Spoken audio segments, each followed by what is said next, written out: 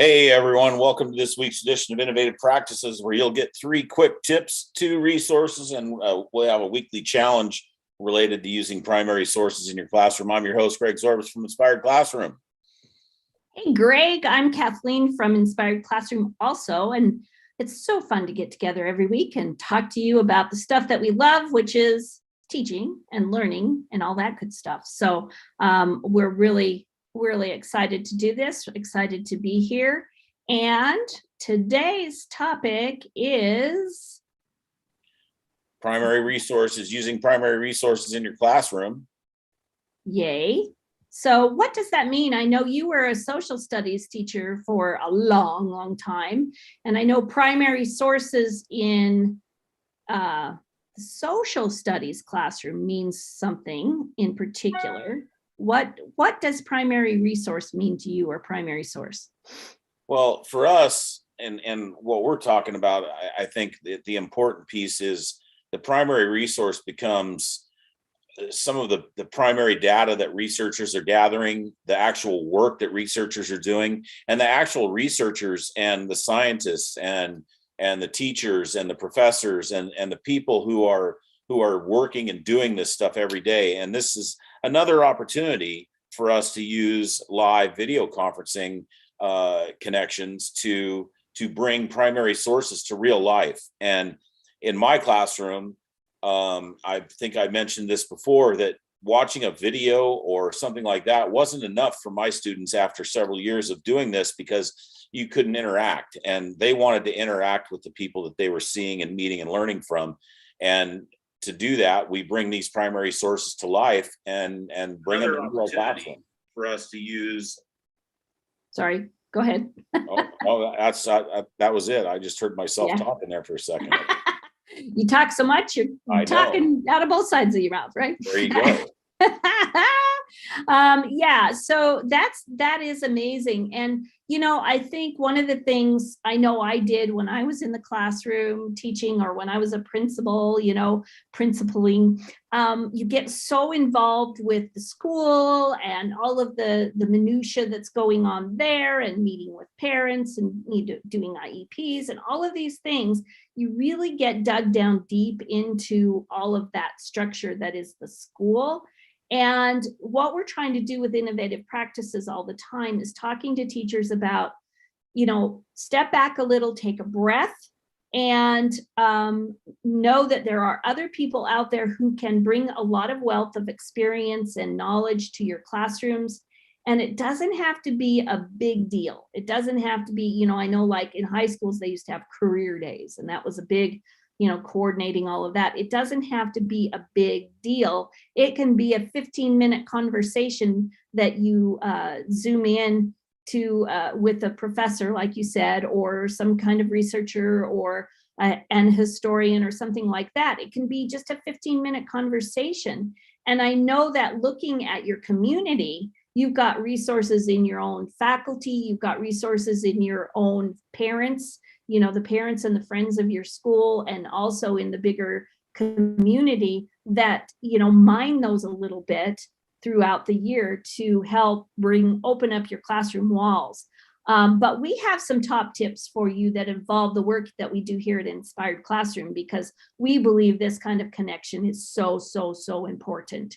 So, and that primary source, getting to the people who are doing the work of the world, is so important. So tell us, Greg, a little bit about your top tips today. So I think our top 3 tips, number 1 this week, is to connect with us, connect with Inspired Classroom and some of our live events. We have a tremendous amount of resources that are primary sources, both document and people. And so I'm going to say I'm going to give us a shout out. I'm going to pat ourselves on the back, because we are a great resource for you people out there that want to connect and get into some live, real primary sources. So that would be number 1. Number 2 is going to be connect with researchers that are using the data, that regardless of where they're at. Connect with researchers who are using real data in real life, real world, real working situations where kids can really say, a kid who thinks he might want to be a biologist. Well, let's go connect with some biologists so the kid can really see what a biologist does on a daily basis. And those biologists, believe me, they're more than happy to connect. Maybe not all the time, but they'll certainly connect with you and give your kids a chance to see what they do. And then the third tip is going to be to build on some activities that help get kids better at gathering data. And I think, Kathleen, you have something you want to share with us on that particular topic, don't you? Right. Well, there's a couple of things that I just thought of as you were talking. We just finished up a live event today with 6 different sessions with 3 mountain lion researchers who have been on a longitudinal study over the last 10 years on the landscape in the wild, tracking mountain lions, putting cameras up and observing them, filming them. We've got amazing footage of mountain lions that we shared today.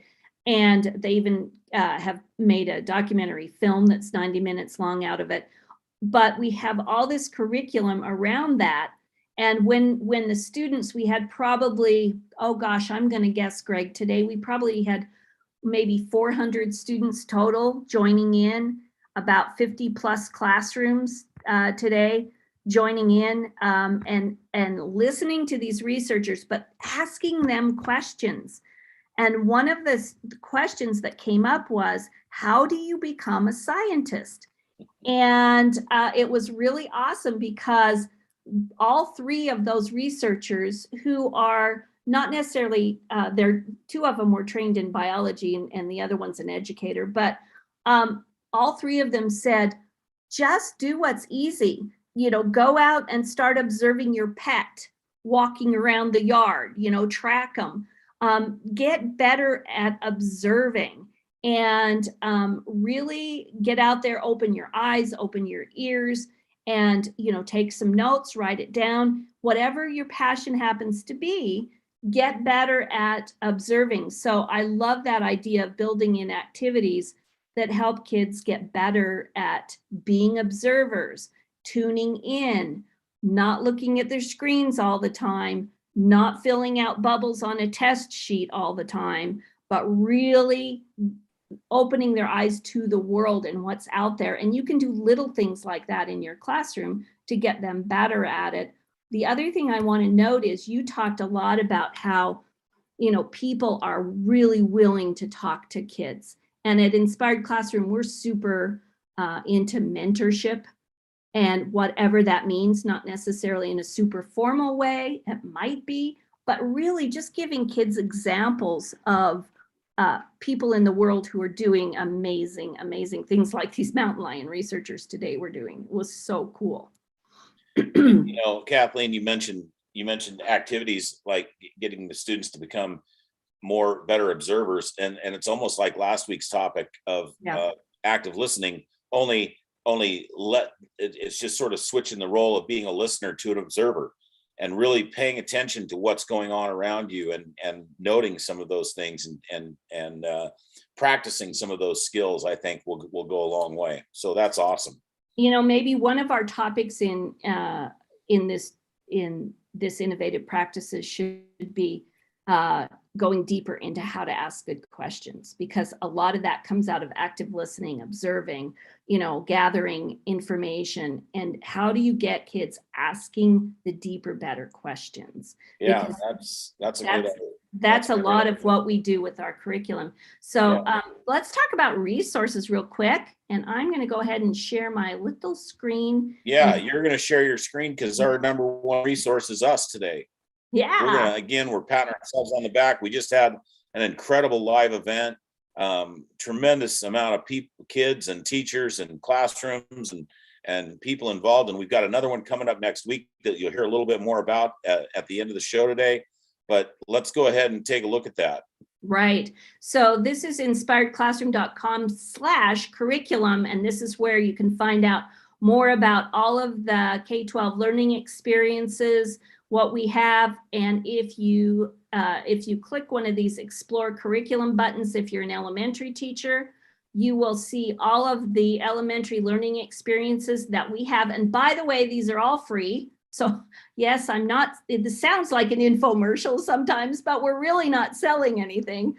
It's all free to use from our partners. And so we've got things on pollinators. It has all the materials for both you and the students to do it for free. We've got mountain lion, the mountain lion thing. We've got the Golden Eagle Challenge that we talked about that's coming up, the live days. We've got things on grizzly bears.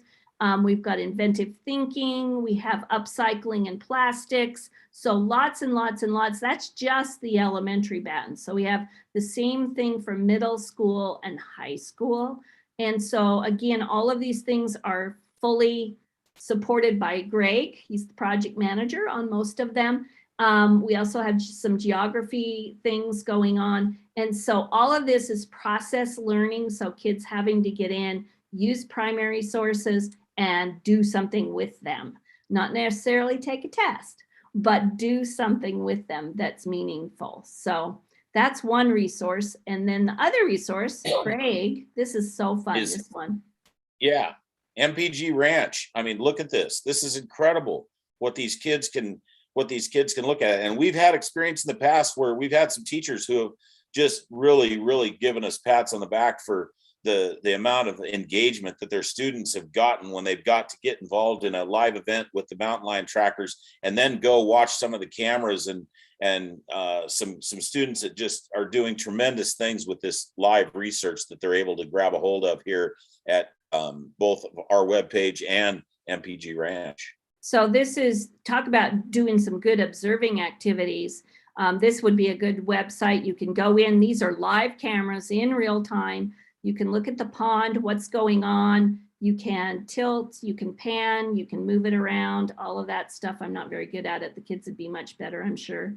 You can do some observing, take some field notes, all of that kind of stuff. But there is all kinds of things on this website. You can see there's photos, videos, research, field notes, dispatches, maps.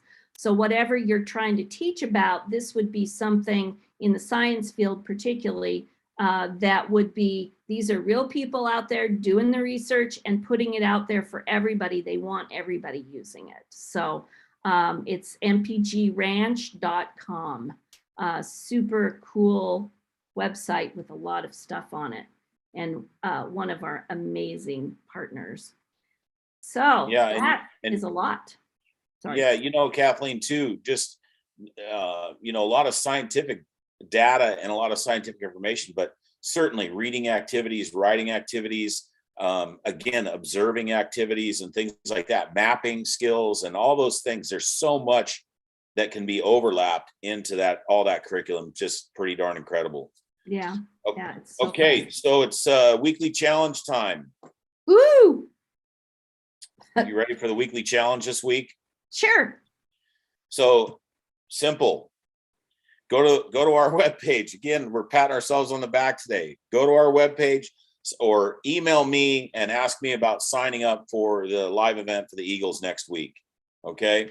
And take a look at the resources we have and email me and say, hey, I want to, if you can click on it, of course, from the webpage, but if you want, email me and ask me specifically, and I'll help you get registered and get you participating in that live event where I think it was last year we just missed the actual net being shot at an eagle. I think we just missed it live after one of the events. But this is where they're going to go. These researchers are going to be live in the field. And if it happens where an eagle lands on a carcass and the net shoots out and they get to capture that eagle to do the research, we're going to watch it live. Yeah, they're hoping, but you know, it's nature, so it's not Disney. Yeah. But that's on Thursday, February 24th. It's called Roaming Raptors, Investigating the Flyway of Golden Eagles. They'll be talking about migration. They'll be talking about international boundaries and management and all of that good stuff. Taking what they do when they get an eagle, how they find out about what's going on and what trends they're seeing. And some of them, frankly, are not too lovely. So it's always interesting to see what they're learning that's unexpected. You can sign up by emailing greg@inspiredclassroom.com, and he will send you the Zoom link. We have 6 sessions, one at 9 o'clock, 10 o'clock, 11, 12:30, 1:30, or 2:30, and that's Mountain Time. So one of those times should fit your class schedule. So please be sure to do that. I think that's all we have for them today, right? Well, just one more quick story just about Sure. learning stuff and continued learning. I mean, when I was teaching for 27, 28 years up in Alaska and where we lived on the Kenai, we had lots and lots of bald eagles. And there were times where we were probably actually looking at immature bald eagles or immature golden eagles. And I learned that because we learned from the Google, that Google Maps that's associated with the challenge, that we saw the flyway and we saw the migration path, and these eagles were flying right just basically past Kenai Peninsula across to the Alaska Peninsula in the summertime. And I didn't know that. And so it was really cool to learn that all those times that we thought we might have been looking at an immature bald eagle, it actually was maybe a golden eagle. So Wow. it was really interesting to learn and see all of that. Again, that's another one of those tools that we're using. It's real time. There's some stuff that's in real time, but the mapping and all the Google Earth stuff, it's really, really tremendous. Authentic So, stuff. Yeah. yes, absolutely. So yeah, I think that's it for this week. Oh, thanks, Greg, for joining us again. And it's always fun. You know, you and I can talk forever about this stuff. So it's always fun to get together and talk about how we can open up the classroom and make not only kids' lives, but teachers' lives more exciting and more innovative. So we ask that you subscribe to this channel and follow Inspired Classroom on all our regular social media platforms. You can schedule a call to discuss any of the products or programs. That's what Greg is for. He's there to talk you through it and give you some ideas about how to do this in your classroom and help you with technology. Also, we have the Mentor Meetup podcast, which talking about mentors for all of us, not just in the education realm, but in all walks of life, how important mentors are and what we can do to build a better mentor network for ourselves and also for our students. So you can see those, find those on any of the podcast platforms. That's Mentor Meetup, and go ahead and subscribe to those. Thanks again, and join us next week. And what are we talking about next week? Do we know yet, Craig? No, actually, I'm hoping that we get some response and somebody gives us a good topic. Allie, our third amigo is out today, and she has the schedule. So I can't remember exactly what we talked about next week being. I'd like to hear from teachers to see, Yeah. you know, what can we do to help you guys? That's what we're all about here at Inspired Classroom, is supporting educators #1. So, you know, let us know. And thanks, Greg. Good to see you. Good to hear you. And we'll talk soon. Bye. See ya.